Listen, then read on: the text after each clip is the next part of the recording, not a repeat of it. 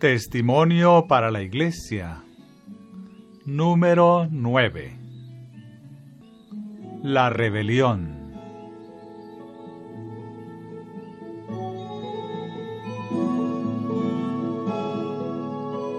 El terrible estado en que se encuentra nuestra nación exige profunda humildad de parte del pueblo de Dios. La pregunta supremamente importante que debiera preocupar a todos es: ¿estoy preparado para el día de Dios? ¿Podré soportar la prueba que me espera? Vi que Dios está purificando y probando a su pueblo. Lo refinará como se hace con el oro, hasta que la escoria quede consumida y su imagen pueda reflejarse en ellos. No todos manifiestan un espíritu de abnegación, ni la disposición a soportar dificultades y a sufrir por amor a la verdad, que es lo que Dios requiere. Sus voluntades no han sido subyugadas.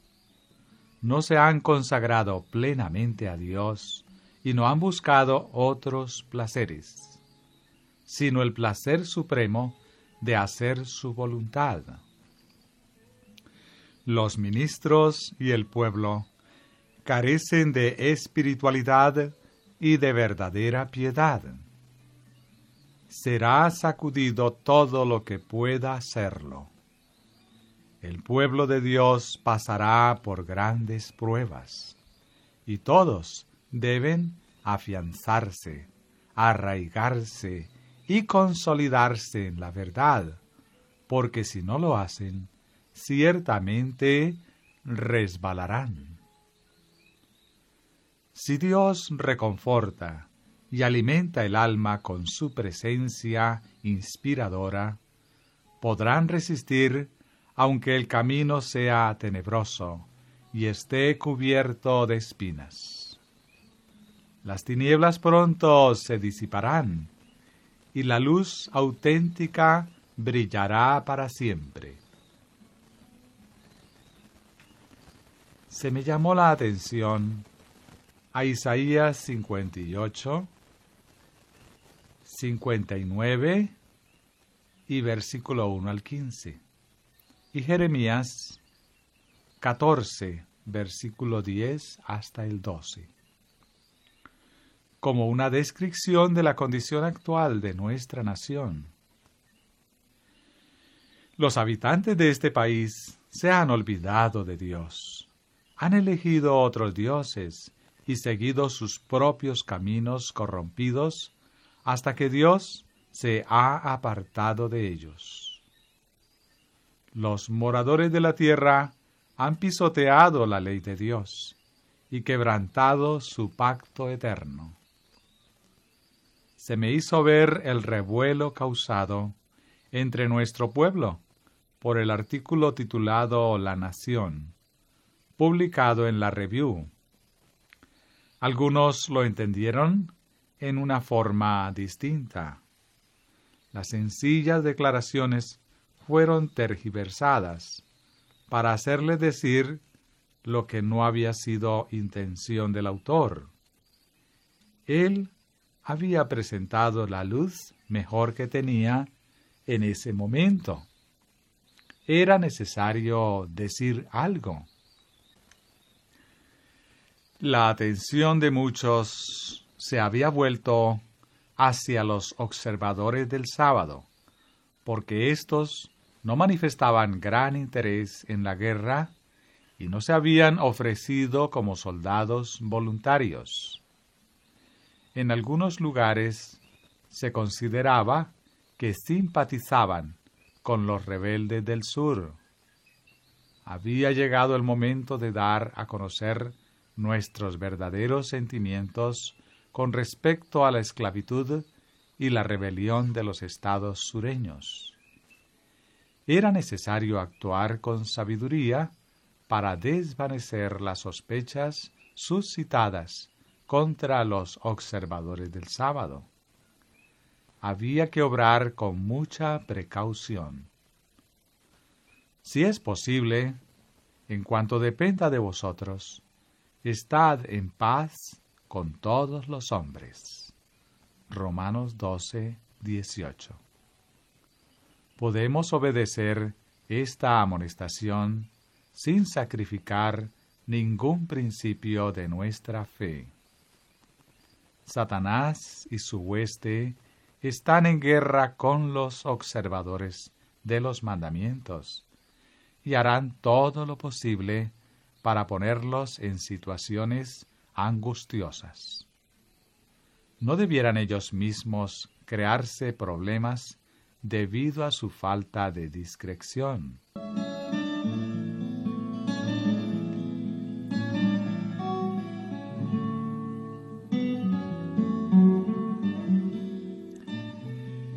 Se me mostró que algunos habían actuado con mucha indiscreción con respecto al artículo mencionado. No concordaba en todo sentido con sus puntos de vista personales, y en lugar de analizarlo calmadamente y de considerar todas sus conexiones, se inquietaron, se acaloraron, y algunos tomaron la pluma y llegaron a la ligera a conclusiones que no resistían un examen serio. Algunos fueron inconsecuentes e irrazonables. Hicieron precisamente lo que Satanás los instaba a realizar, es decir, pusieron en práctica sus propios sentimientos de rebelión. En el estado de Iowa llevaron las cosas a un extremo y se introdujeron en el fanatismo. Confundieron el celo y el fanatismo con la justicia. En lugar de ser guiados por la razón y el sano juicio, permitieron que sus sentimientos tomaran la delantera. Estaban dispuestos a convertirse en mártires por su fe. ¿Los condujeron a Dios todos esos sentimientos? ¿O los indujeron a caminar con más humildad delante de Él? ¿Los condujeron a confiar en su poder para librarlos de la posición aflictiva en que podrían encontrarse? Oh, no. En lugar de elevar sus peticiones al Dios del cielo y de confiar únicamente en su poder, las hicieron a la legislatura y fueron rechazados. Revelaron su debilidad y expusieron su falta de fe. Todo esto sirvió únicamente para llamar la atención sobre el grupo especial de observadores del sábado y exponerlos a ser arrinconados en lugares difíciles por quienes no sentían ninguna simpatía por ellos. Algunos han estado a la expectativa, listos para criticar y quejarse ante cualquier sugerencia que se haga. Pero pocos han tenido sabiduría en estos tiempos difíciles para pensar sin prejuicio y decir claramente lo que se debía hacer. Vi que los que habían estado dispuestos a hablar en forma tan decidida, oponiéndose a obedecer a la conscripción, no comprenden el tema del que están hablando. Si en realidad los reclutaran para el ejército, y si ellos rehusaran obedecer y fueran amenazados con encarcelamiento, tortura o muerte, entonces se acobardarían y descubrirían que no se habían preparado para tal emergencia. No podrían soportar la prueba de su fe. Lo que pensaban que era fe era tan solo presunción fanática. Los que están mejor preparados para sacrificar aún la vida si fuere necesario, antes de colocarse en una situación en la que no pudieran obedecer a Dios, son los que tienen menos que decir. Estos no harían alardes. Sentirían profundamente y meditarían mucho, y sus fervientes oraciones ascenderían al cielo en busca de sabiduría para obrar y gracia para soportar. Los que piensan que en el temor de Dios no pueden comprometerse a conciencia en esta guerra, manifestarían mucha calma, y cuando se les preguntara, declararían simplemente lo que están obligados a decir a fin de satisfacer al que interroga, y luego darían a entender que no simpatizan con la rebelión.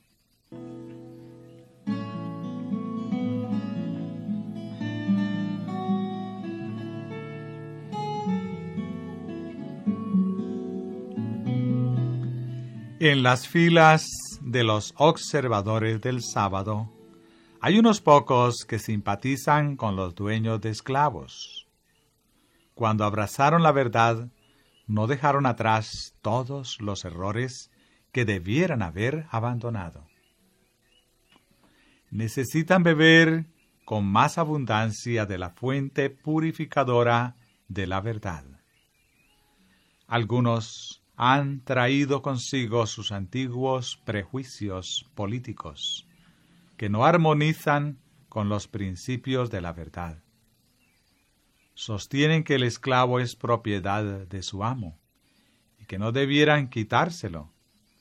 Clasifican a los esclavos con el ganado, y dicen que es perjudicar al dueño quitarle sus esclavos, tanto como se lo perjudicaría privándolo de su ganado.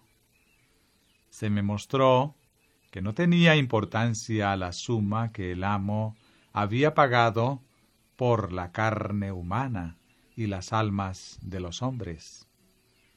Dios no les da título sobre las almas humanas, de modo que no tienen derecho a mantenerlos como propiedad suya. Cristo murió por toda la humanidad, sean blancos o negros. Dios ha creado al hombre un ser humano libre, ya sea blanco o negro. La institución de la esclavitud invalida esto y permite al hombre ejercer sobre sus semejantes un poder que Dios nunca le concedió y que pertenece únicamente a Dios. El dueño de los esclavos se ha atrevido a asumir la responsabilidad de Dios sobre sus esclavos, y en conformidad con eso será tenido por responsable de los pecados, la ignorancia y el vicio del esclavo.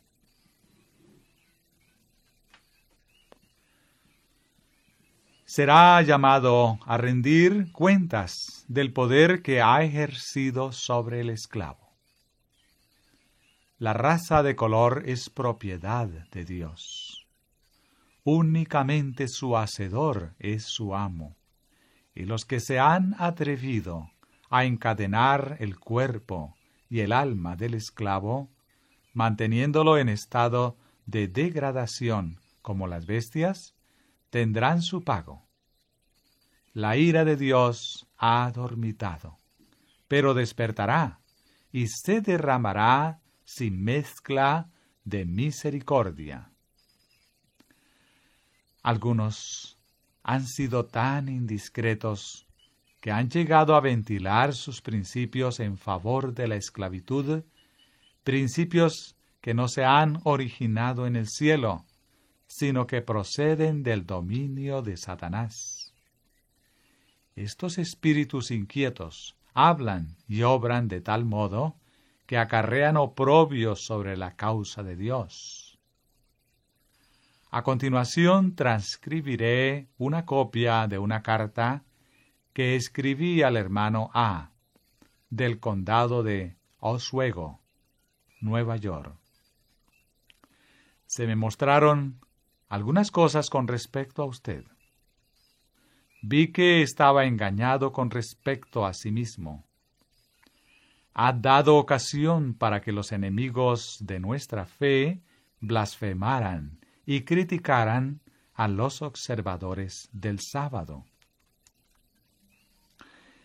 Debido a su proceder indiscreto, usted ha cerrado los oídos de algunos que habrían escuchado la verdad. Vi que debiéramos ser prudentes como serpientes y sencillos como palomas. Usted no ha manifestado ni la sabiduría de la serpiente, ni la sencillez de la paloma.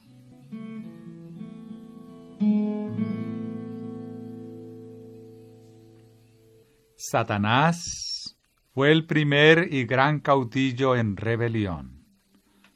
Dios está castigando a los del norte, porque han soportado durante tanto tiempo la existencia del detestable pecado de la esclavitud, porque ante la vista del cielo es un pecado de la tonalidad más oscura.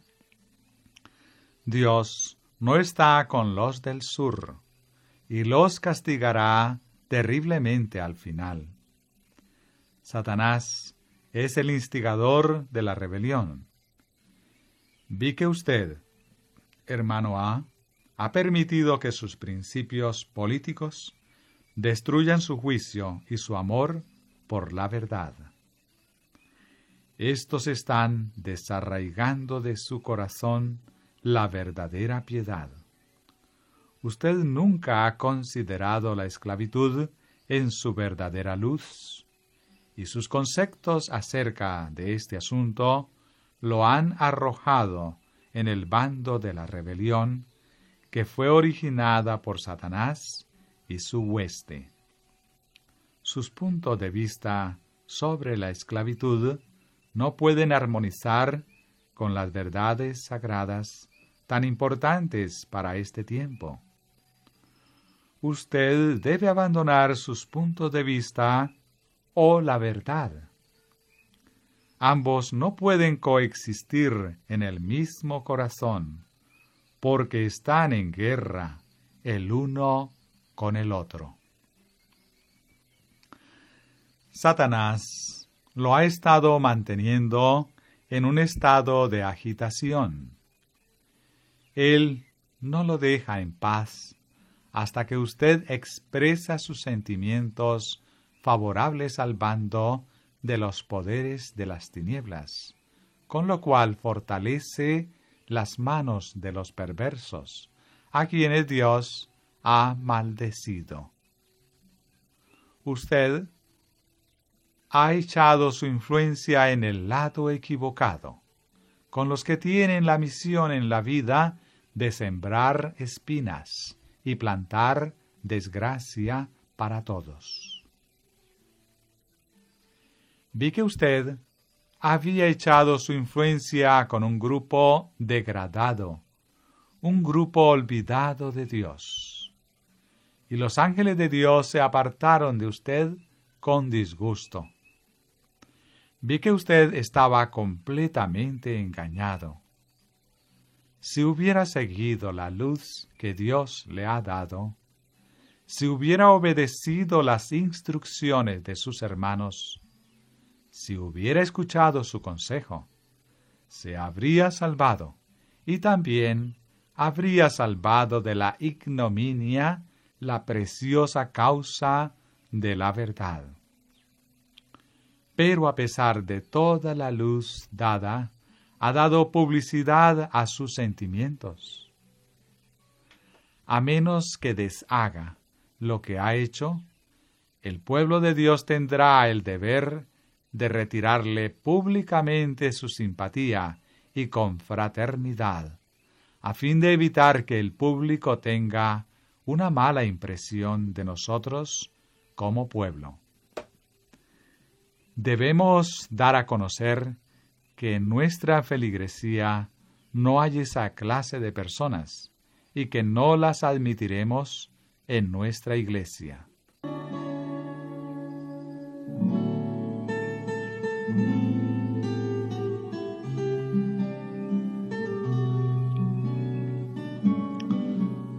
Usted ha perdido la influencia santificadora de la verdad. Ha perdido su conexión con la hueste celestial. Se ha aliado con el primer gran rebelde, y la ira de Dios se ha derramado sobre usted, porque su causa sagrada se ha cubierto de oprobio, y la verdad ha llegado a ser desagradable para los incrédulos. Usted ha afligido al pueblo de Dios y despreciado el consejo de sus embajadores en la tierra, quienes trabajan juntos con Dios, y por amor a Cristo ruegan a las almas que se reconcilien con el Señor. Se me mostró que como pueblo no podemos ser demasiado cuidadosos con la influencia que ejercemos. Debemos vigilar cada palabra. Cuando por nuestras palabras o actos nos colocamos en el campo de batalla del enemigo, alejamos de nosotros a los santos ángeles y atraemos a nuestro alrededor a las huestes de ángeles malignos. Usted ha hecho esto, hermano A, y debido a su proceder porfiado e imprudente, ha hecho que los incrédulos consideren con sospecha a los observadores del sábado que se encuentran a su alrededor. Las siguientes palabras que se me presentaron en relación con los siervos de Dios. El que a vosotros oye, a mí me oye. El que a vosotros desecha, a mí desecha. Y el que me desecha a mí, desecha al que me envió. Lucas 10:16. Que Dios lo ayude, mi hermano engañado, a verse tal como es y a dirigir sus simpatías hacia el cuerpo de la Iglesia. Nuestro reino no pertenece a este mundo. Estamos esperando que nuestro Señor venga desde el cielo para someter toda autoridad y poder y establecer su reino eterno. Las potencias terrenales se encuentran agitadas. No necesitamos y no podemos esperar unión entre las naciones del mundo. Nuestra posición en la imagen de Nabucodonosor está representada por los dedos de los pies, en estado de división, y de un material deleznable que no puede mantener su cohesión. La profecía nos muestra que el gran día de Dios está sobre nosotros. Se aproxima rápidamente. Vi que es nuestro deber, en todos los casos, obedecer las leyes de nuestro país, a menos que estén en conflicto con la ley superior que Dios dio en forma audible en el Sinaí, y después grabó en tablas de piedra con su propio dedo. Daré mi ley en su mente, y la escribiré en su corazón, y yo seré a ellos por Dios, y ellos me serán por pueblo. Jeremías 31:33. Los que tienen la ley de Dios escrita en su corazón, obedecerán a Dios antes que a los hombres, y preferirán desobedecer a todos los hombres antes que desviarse en lo mínimo del mandamiento de Dios. El pueblo de Dios, enseñado por la inspiración de la verdad, y conducido por una buena conciencia para vivir de acuerdo con cada palabra de Dios, adoptará la ley escrita en el corazón como la única autoridad que puede reconocer o consentir en obedecer. La sabiduría y la autoridad de la ley divina son supremas.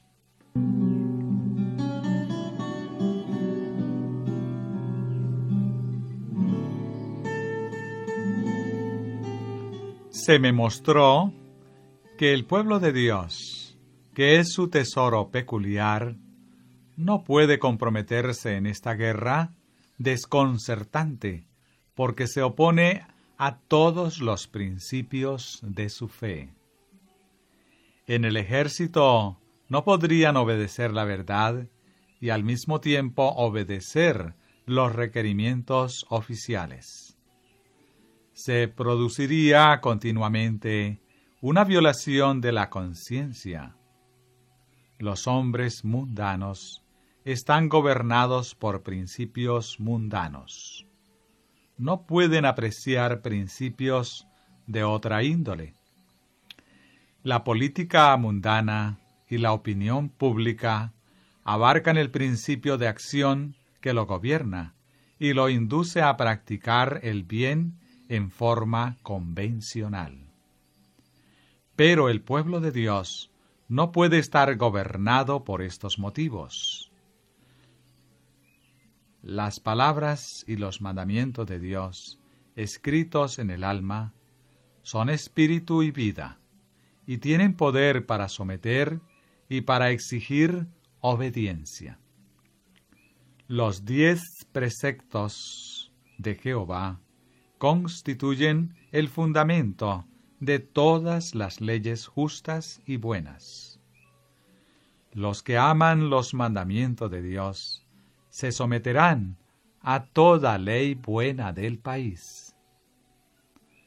Pero si los requerimientos de los dirigentes están en conflicto con las leyes de Dios, la única cuestión que hay que zanjar es: ¿obedeceremos a Dios o al hombre?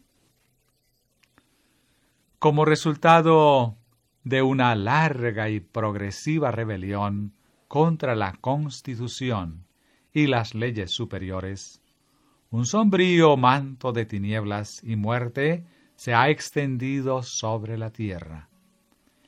La tierra gime bajo el peso de la culpa acumulada, y por todas partes los mortales que agonizan se ven obligados a experimentar la desgracia incluida en el fruto de la injusticia.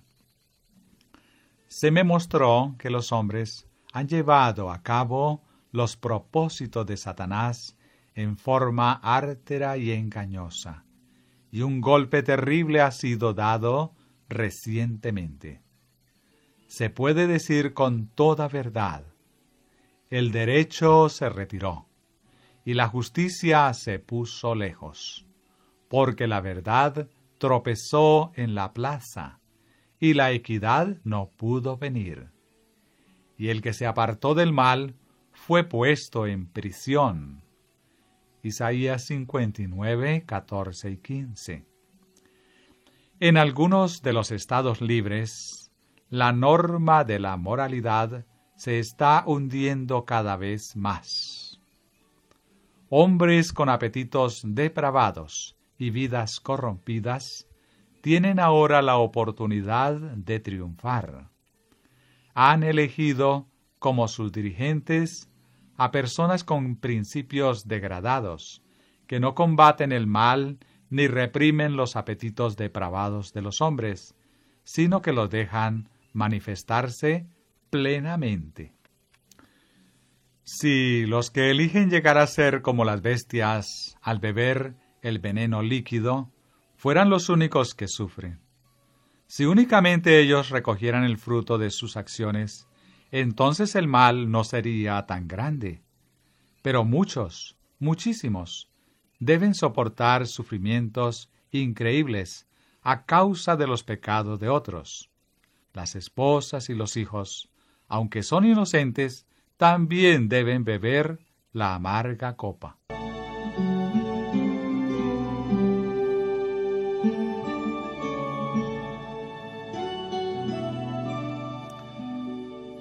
Los hombres, desprovistos de la gracia de Dios, se complacen en hacer el mal. Andan en tinieblas y carecen de poder para ejercer dominio sobre sí mismos. Dan rienda suelta a sus pasiones y apetitos hasta que se pierden los sentimientos más delicados y se manifiestan únicamente las pasiones animales. Esos hombres necesitan experimentar un poder controlador más elevado que los constriña a obedecer. Si los dirigentes no ejercen poder para aterrorizar al malvado, éste se hundirá hasta el nivel de las bestias. La tierra se torna cada vez más corrompida. En la última elección, muchos estuvieron enceguecidos y fueron grandemente engañados, y su influencia se utilizó para colocar en puestos de autoridad a hombres que pasan por alto el mal, hombres que son capaces de presenciar sin conmoverse una gran cantidad de aflicción y miseria, cuyos principios son corrompidos, que simpatizan con los del sur y están dispuestos a mantener la esclavitud en su... Éxodo 8:19. Satanás obró mediante los hechiceros en una forma calculada para endurecer el corazón del tirano Faraón contra las milagrosas manifestaciones del poder de Dios. Satanás pensó hacer vacilar la fe de Moisés y Aarón en el origen divino de su misión, después de lo cual sus propios instrumentos, los hechiceros, fracasaron en sus esfuerzos por reproducir el milagro de los piojos, y de ahí en adelante los oficiales del norte han recibido información correcta con respecto a los movimientos y aproximación de los rebeldes, la cual ha sido desatendida porque el informante era un negro. Y por descuidar su preparación para el ataque, las fuerzas de la Unión han sido sorprendidas y casi destrozadas, o lo que es tan malo, muchos de los pobres soldados han sido tomados prisioneros para sufrir más que la muerte. Si existiera unidad en el ejército del norte, esta rebelión pronto cesaría. Los rebeldes saben que tienen simpatizantes en todo el ejército del norte. Las páginas de la historia se están tornando cada vez más oscuras. Hombres leales que no tenían simpatía con la rebelión o con la esclavitud que la ha causado, han sido engañados.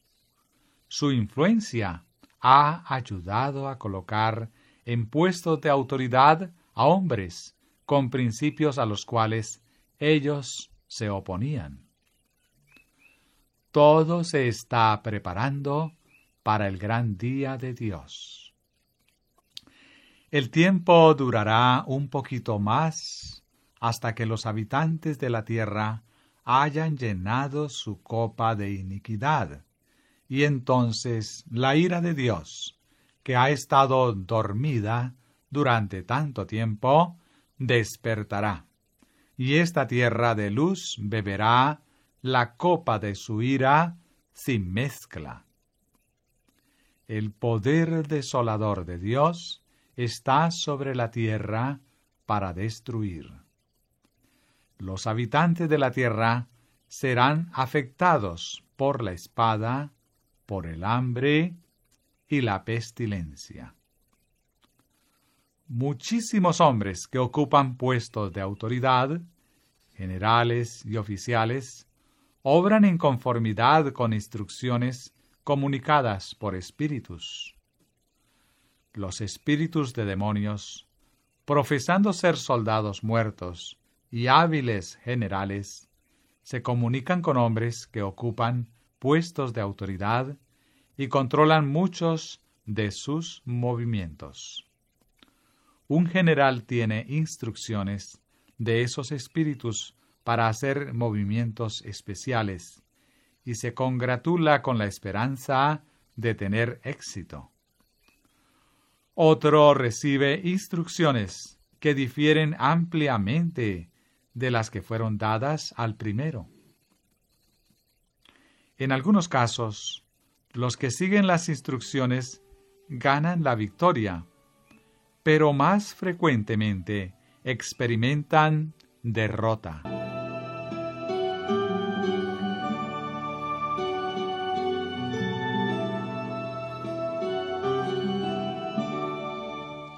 Los espíritus a veces hacen a estos jefes un relato de acontecimientos que ocurrirán en batallas en las que ellos están por participar, y hablan de individuos que caerán en la batalla.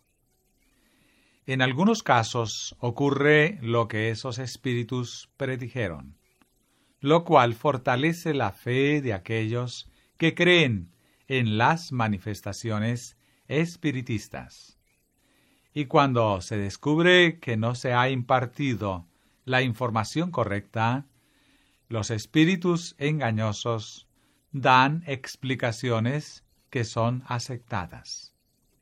El engaño sobre las mentes es tan grande que muchos dejan de percibir a los espíritus mentirosos que los están conduciendo a una destrucción cierta. El principal de los rebeldes, Satanás, está familiarizado con las transacciones de esta guerra y dirige a sus ángeles para que personifiquen a generales muertos, imiten sus modales y manifiesten sus rasgos de carácter peculiares. Y los dirigentes del ejército realmente creen que los espíritus de sus amigos y de los soldados muertos, los padres de la guerra de la revolución, los están guiando. Si no se encontraran bajo un engaño poderoso y fascinador, comenzarían a pensar que los guerreros que supuestamente están en el cielo no manifestaron un mando adecuado y de éxito, o bien que olvidaron su famosa habilidad bélica terrena.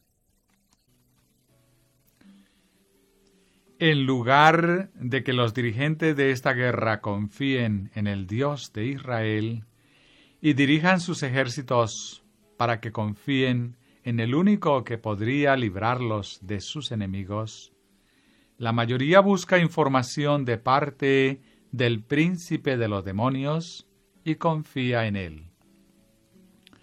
Deuteronomio 32, verso 16 al 22. El ángel dijo: ¿Cómo puede Dios prosperar a un pueblo como este?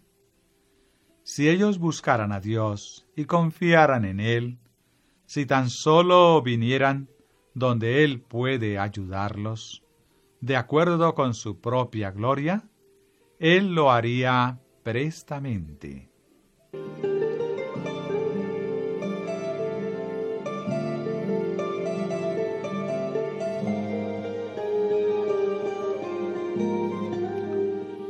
Vi que Dios no entregará el ejército del norte completamente en manos de rebeldes, para que sea totalmente destruido por sus enemigos. Se me llamó la atención a Deuteronomio 32, versículo 26 al 30. Yo había dicho que los esparciría lejos, que haría cesar de entre los hombres la memoria de ellos. de no haber temido la provocación del enemigo, no sea que se envanezcan sus adversarios, no sea que digan, nuestra mano poderosa ha hecho todo esto, y no Jehová.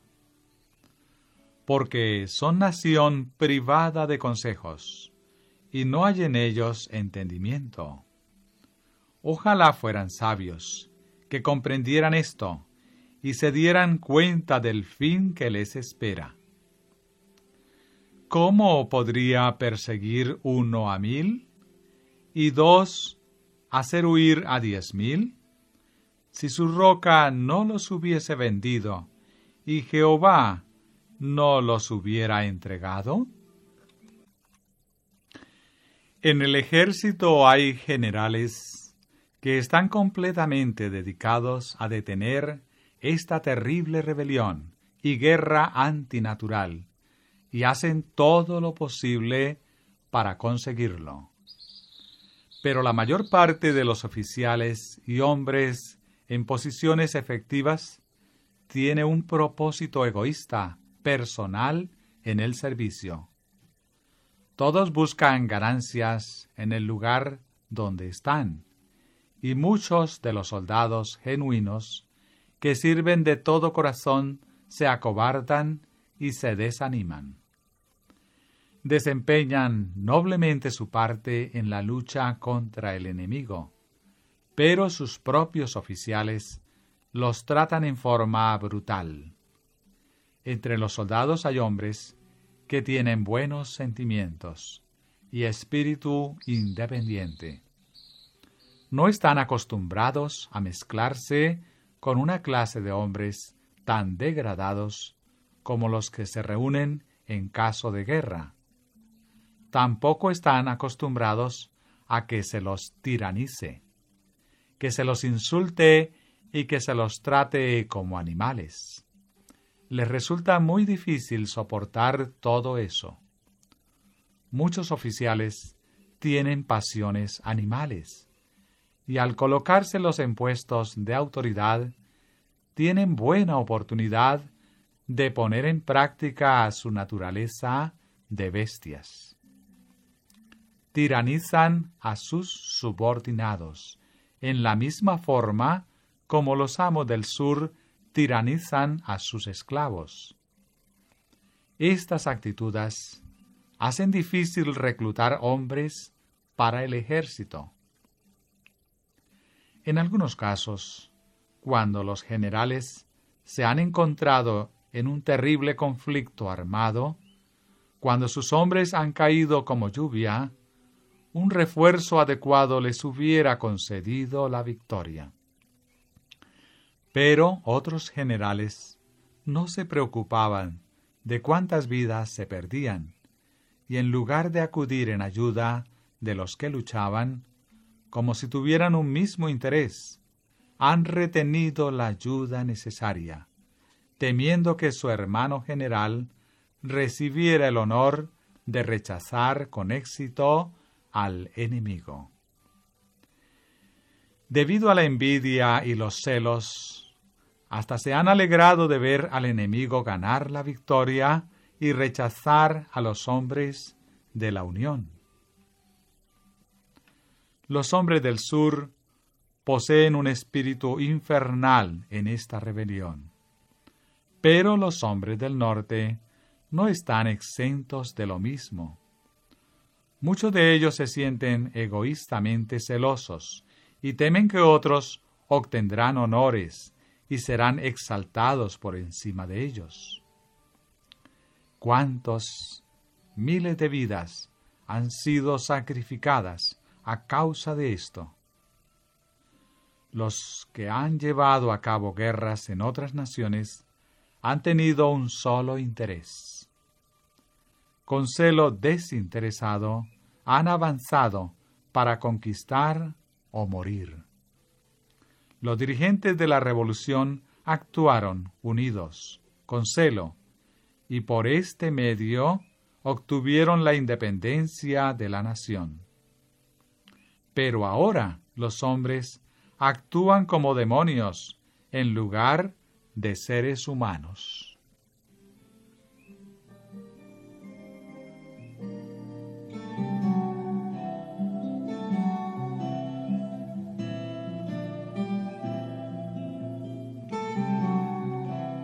Satanás, por medio de sus ángeles, se ha comunicado con oficiales que eran hombres fríos y calculadores cuando actuaban por su cuenta, y que han abandonado su propio juicio y han sido conducidos por esos espíritus mentirosos a lugares difíciles, donde han sido rechazados por el enemigo con cuantiosas pérdidas de vidas.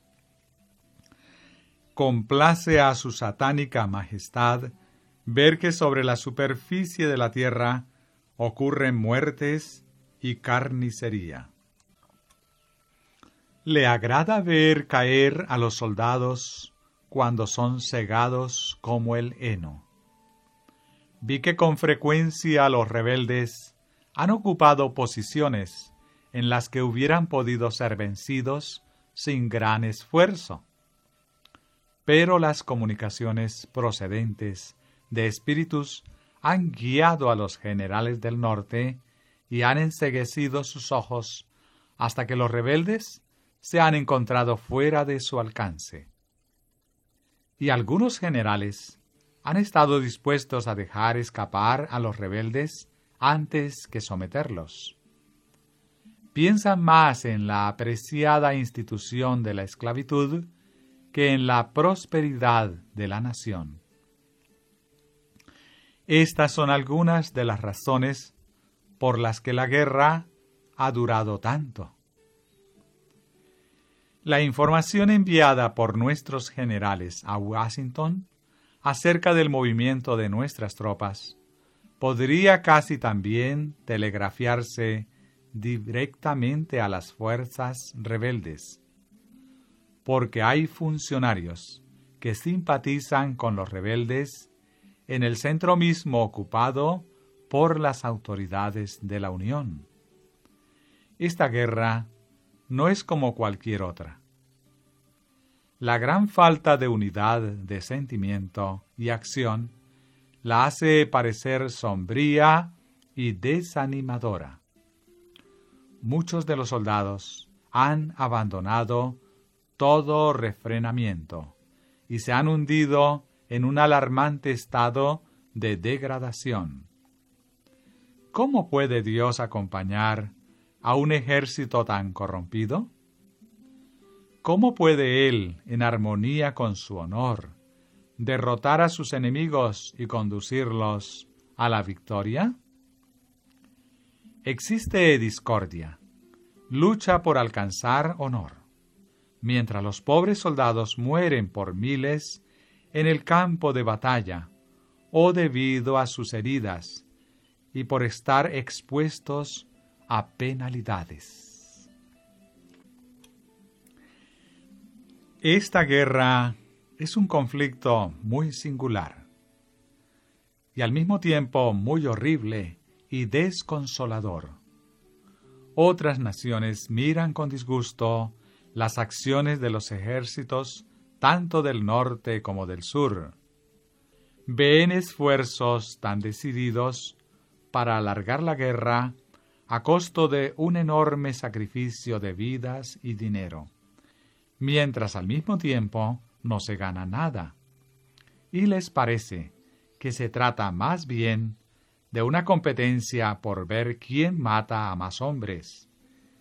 Eso les ha llenado de indignación. Vi que la rebelión ha ido aumentando definidamente y que nunca había estado más decidida que en este momento. Muchos hombres que profesan pertenecer a la Unión y que tienen cargos importantes son completamente desleales. La única razón que tenían para tomar las armas era mantener la Unión tal como está y la esclavitud en ella. Si pudieran hacerlo, de buena gana encadenarían al esclavo a su vida de abyecta esclavitud. Tales personas tienen mucha simpatía con el sur. La sangre se ha derramado como agua, y por nada de valor. En todos los pueblos y aldeas hay gente que está de luto. Las esposas están de duelo por sus maridos, las madres por sus hijos, y las hermanas por sus hermanos. Pero a pesar de tanto sufrimiento, no se vuelven a Dios. Vi que tanto el sur como el norte estaban siendo castigados. En lo que se refiere al sur, se me llamó la atención a Deuteronomios 32, versículo 35 al 37. Mía es la venganza y la retribución. A su tiempo su pie resbalará, porque el día de su aflicción está cercano, y lo que les está preparado se apresura. Porque Jehová juzgará a su pueblo, y por amor de sus siervos se arrepentirá, cuando viere que la fuerza pereció, y que no queda mi siervo ni libre. Y dirá: ¿dónde están tus dioses, la roca en que se refugiaban?